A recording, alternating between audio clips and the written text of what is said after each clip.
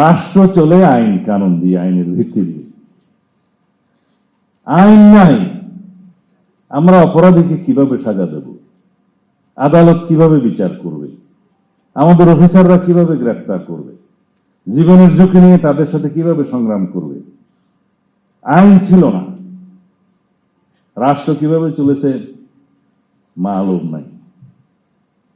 জুয়া, অনলাইন জুয়া, ওয়েটিং সহ ডিজিটাল প্ল্যাটফর্মে যে সমস্ত অপরাধ হচ্ছে, মানি ট্রান্সফার হচ্ছে, সেজন্য আইন কে আছে জানেন?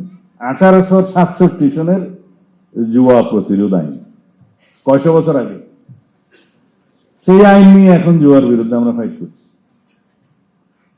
এখন জুয়া হচ্ছে সাইবার কি প্ল্যাটফর্মে, কি বলে এটা, সাইবার স্পেসে। আমি নন ডিজিটাল মানুষ, আমি তো এই ভাষাগুলো জানি না। সাইবার স্পেস, ডিজিটাল স্পেসে, অনলাইনে বিভিন্নভাবে এই জুয়া খেলা হচ্ছে, মানি ট্রান্সফার হচ্ছে। সেই মোবাইল কি যে MFS ফিনান্সিয়াল সিস্টেমের মধ্যেও কিছু পরিবর্তন আনতে হবে।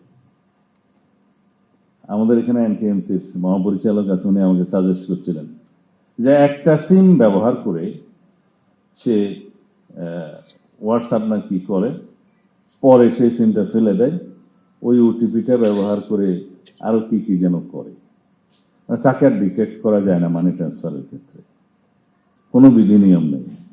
তা আমরা এখন ব্যাংক অ্যাকাউন্ট খোলার সময় আমরা মোবাইল নম্বর যেটা পাই, সেটা একবার অ্যাকাউন্ট খোলা হয়ে গেলে সেটা হোয়াটসঅ্যাপে মেসেজ আছে, সিমটা বের করে ফেলে দেয়, পরে আর সেটা ডিটেক্ট করা যায় না, মানি ট্রান্সফার হচ্ছে। মাদকের পাচারের ব্যবসার টাকা দিয়ে যেটা মানি লন্ডারিংটা হয়, এখানে বিভিন্ন সম্পদ সৃষ্টি করা হয়, সেটা ফরফিট করার, বাজেয়াপ্ত করার কোনো শক্ত আইন নেই, সেটা আমরা করছি। আইন করে যাই, বাস্তবায়নের সময় ভুল ত্রুটি হয়তো ধরা পড়বে, সেটা সংশোধন হবে। তা আইনই আইন বাস্তবায়ন হবে করতে গিয়ে। জুয়ার বিরুদ্ধে কিভাবে ফাইট করব?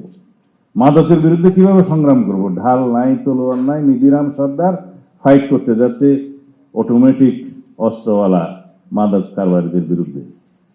আমাদের বর্ডার গার্ড বিজিবি খুব প্রশংসনীয় কয়েকটা কাজ করেছে বর্ডার লাইন এরিয়াতে, যেখান থেকে মাদক পাচার হয়ে আসে, মাদক চোরা কারবারি হয়।